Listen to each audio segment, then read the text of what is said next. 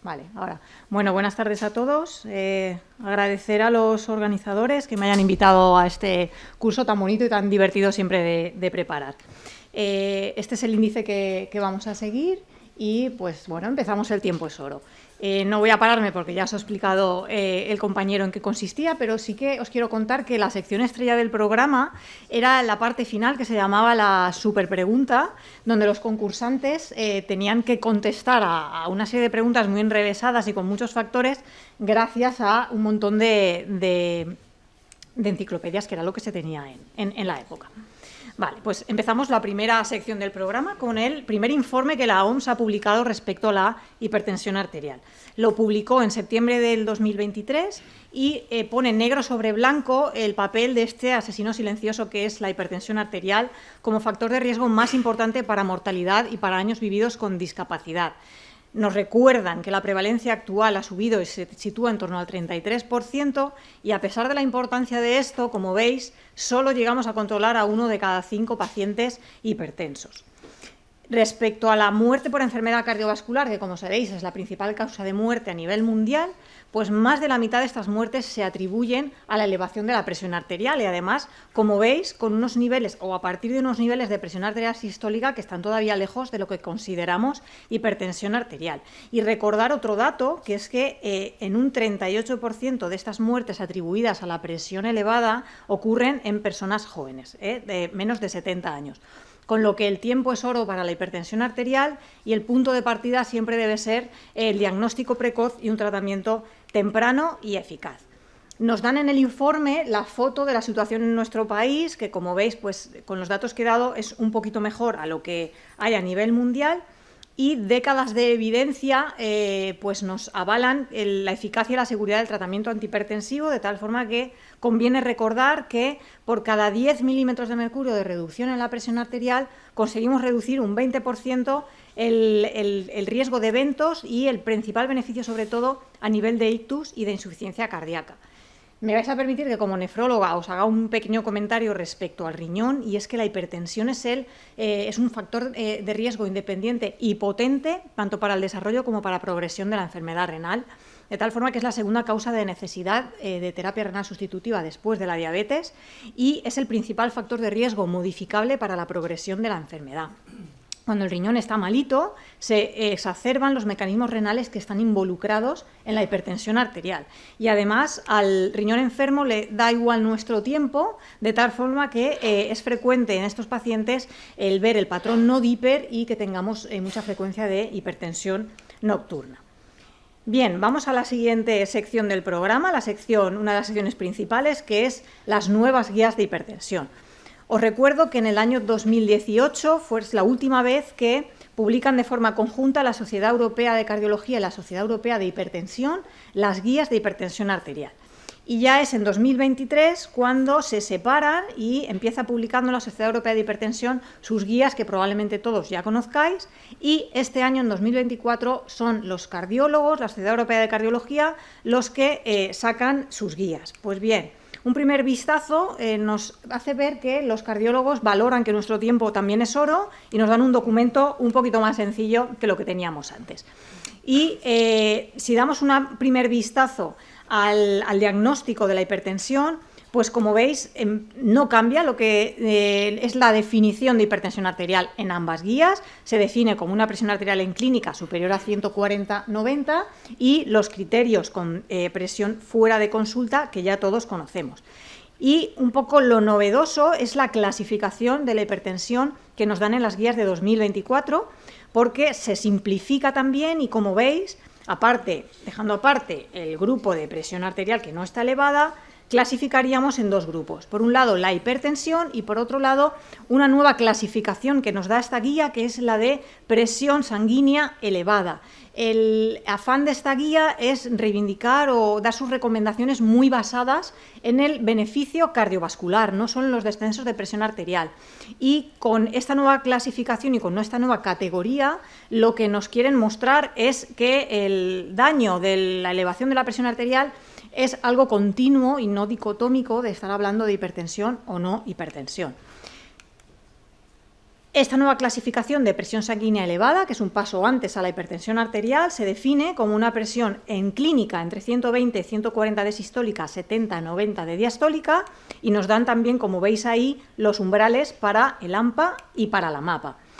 Se enfatiza en esta guía de 2024 algo que ya nos habían dicho en 2023, que es que siempre que podamos es recomendable que evaluemos y que confirmemos la hipertensión o las presiones elevadas con tomas fuera de consulta, o bien con el AMPA o sobre todo con la MAPA.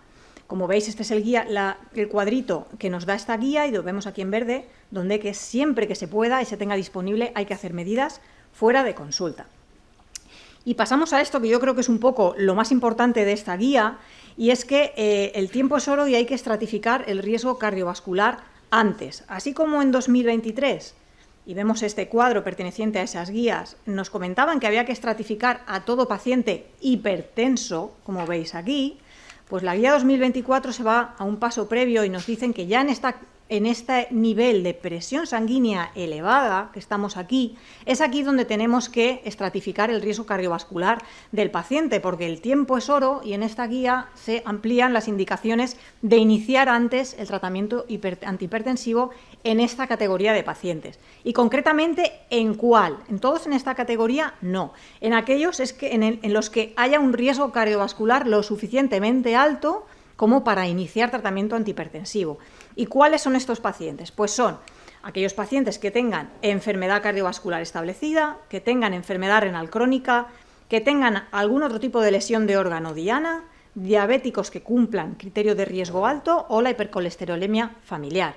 Si no tenemos al paciente en ninguno de estos, nos tocará hacerle el SCORE 2, el SCORE 2-OP o el SCORE diabetes, y si tienen un riesgo superior o igual al 10%, también entrarían en esta categoría de alto riesgo para iniciar tratamiento en este escalón. No estoy en ninguno de estos pasos, nos siguen diciendo que busques modificadores de riesgo, como por ejemplo los antecedentes de preeclampsia, las enfermedades inflamatorias autoinmunes o el VIH, y si aún así nuestro paciente no cumple, pero tenemos acceso a otras mediciones de lesión de órgano diana, como puede ser el calcio coronario, si el paciente está en esta categoría también entraría dentro del alto riesgo. En resumen, paciente en la categoría de presión sanguínea elevada que cumpla alguno de estos ítems y que después de 3 meses continúa con una presión por encima de 130/80, nos recomiendan en esta guía, con la misma indicación 1A que en todo paciente hipertenso donde ya tenemos que tratar, que le tratemos con fármacos. En las guías de 2023 esto ya nos lo comentaban también. También había indicación de empezar a tratar en el estadio previo a la hipertensión, pero nos decían que en aquel paciente con enfermedad cardiovascular establecida, sobre todo coronarias. Pues como veis, en 2024 esta indicación se amplía a muchos más pacientes. Os he dicho que a todo paciente hipertenso habría que tratarlo, pero no siempre es así. Solo lo vamos a considerar a partir de 14-9 en los pacientes frágiles. Aquí ya tendremos que individualizar si damos fármacos o no. ¿Con qué iniciamos tratamiento? Esto no cambia con las guías de 2023 y es que se sigue defendiendo el tratamiento combinado con 2 fármacos a baja dosis, esto es similar, y en cuanto al objetivo de presión arterial, aquí también generalizan un objetivo un poco más intensivo de entrada para todos siempre que sea bien tolerado. Y por tanto, desde el principio deberíamos apuntar a un objetivo de 120-129 de sistólica y 70-79 de diastólica, individualizando siempre en aquellos pacientes que sean más frágiles. La foto que nos daba 2023, como veis, con este semáforo en verde, donde nos daban un rango un poquito más alto y también nos recomendaban que si se podía bajáramos algo más, pues como veis en 2024 de entrada y si podemos siempre ir al objetivo más intensivo. El tiempo es oro a la hora de tratar la hipertensión. Y os destaco que si tenéis que decidir la cronoterapia en vuestros pacientes, de momento la evidencia hasta la fecha no nos dice que haya ningún momento que sea superior a la hora de dar los antihipertensivos, con lo que el mejor momento para que el paciente se tome el antihipertensivo será aquel que facilite su adherencia y su cumplimentación, sea por la mañana o sea por la noche. Algunos consejos que podemos extraer de las guías, pues a mí me parece bastante útil el tema de la hipertensión sistólica aislada, que como sabéis es muy frecuente en los pacientes de edad más avanzada, que veis todos en la consulta. Nos recuerdan que la evidencia actual La curva J existe para los eventos cardiovasculares, pero esto no tiene por qué ser y no parece que sea algo causal, sino que simplemente está reflejando una situación de rigidez arterial de un paciente con mucha comorbilidad. Y, por tanto, que tengamos el mismo objetivo que en el resto de pacientes siempre que sea bien tolerado, con un umbral de seguridad de una diastólica hasta 50, donde podremos estar manejando al paciente. Muy útiles, creo, también los consejos que nos dan las guías respecto a la hipertensión ortostática, y nos recuerdan que también para la hipertensión resistente siempre intentemos confirmar medidas fuera de consulta. También en 2024 se había comentado que las guías del 23 de la Sociedad Europea de Hipertensión eran bastante amplias. Pues ellos también se han dado cuenta que el tiempo es oro y en 2024 publican un resumen más práctico de estas guías, lo firman sobre todo médicos de familia, y este mismo mes la Sociedad Española de Hipertensión ha sacado un documento de posicionamiento de este resumen 2024 de las guías 2023, en el que nos recalcan, os he señalado que en la evaluación básica, cuando hacemos un electro, hacemos una función renal o hacemos una albuminuria del paciente hipertenso más de 80 años, deberíamos incluir siempre la evaluación de fragilidad. Aquí nos dan estas dos herramientas y a partir de ahí, en el nivel que tengamos colocado al paciente, nos dan una serie de pasos a seguir.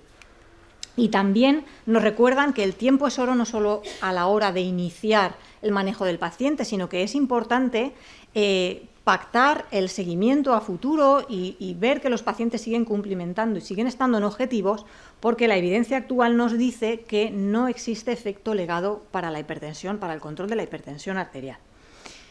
Novedades en cuanto a MAPA, sí, tenemos publicaciones recientes bastante interesantes del grupo de Alejandro de la Sierra, que salen del registro español de MAPA, que es con diferencia el registro más amplio de seguimiento de pacientes con MAPA en atención primaria, con más seguimiento y con más número de eventos. De tal forma que en una primera publicación, como veis, lo que hacen y lo que ven en este registro se afianza algo que ya se sabía, y es que la presión arterial nocturna, algo que solo podemos ver si hacemos una MAPA, de largo es la mejor predictora de riesgo cardiovascular comparada con la hipertensión en clínica o con cualquiera de los otros periodos que vemos en la MAPA. Y, como sabéis también, solo con la MAPA podemos hacer y fenotipar a los pacientes si tienen una hipertensión bata blanca o una hipertensión enmascarada. Pues bien, de este registro se sacan y ven cómo la hipertensión enmascarada supone un riesgo cardiovascular elevado. Esto es algo que también intuíamos, pero los datos en este registro nos dicen que esto no se cumple para la hipertensión bata blanca. Por lo tanto, importante que siempre que podamos hagamos MAPA. Y respecto a la hipertensión resistente, en este registro, lo que ellos hacen es ver a aquellos pacientes que en clínica tienen una sospecha de hipertensión resistente, les colocan una MAPA y aquel que verdaderamente es una hipertensión resistente confirmado con la MAPA, ven que es el paciente que tiene verdaderamente un peor pronóstico y mayor riesgo cardiovascular. Pero esto no se cumple con aquel hipertensión supuestamente resistente en la consulta, pero que le ponen la MAPA y no lo era. O sea, era una resistente de bata blanca. Pues bien, estos resistentes de bata blanca no tienen, en principio, parece asociado un peor pronóstico. Por lo tanto, ninguna hipertensión resistente debería quedarse sin su MAPA. Lo más destacado en el último año, os pongo aquí un par de publicaciones donde resumen bastante bien. He querido simplemente centrarme en un par de cosas. Por un lado, las publicaciones respecto al consumo de sal. Cada vez tenemos más evidencia respecto a estos sustitutos de sal bajos en potasio. Tenemos resultados en paciente hipertensa con hipertensión, donde hay buenos resultados respecto al control de hipertensión y a la disminución de eventos cardiovasculares, pero algo que no teníamos tanto era qué pasaba al dar estos sustitutos de sal en población normotensa, como podemos ser muchos de los que estamos aquí. Pues bien, ya tenemos evidencia en este estudio de que estas sales bajas en sodio y ricas en potasio han mostrado reducir la incidencia de hipertensión arterial sin riesgo de hipotensión. Luego ya estamos tardando todos en tomar esto.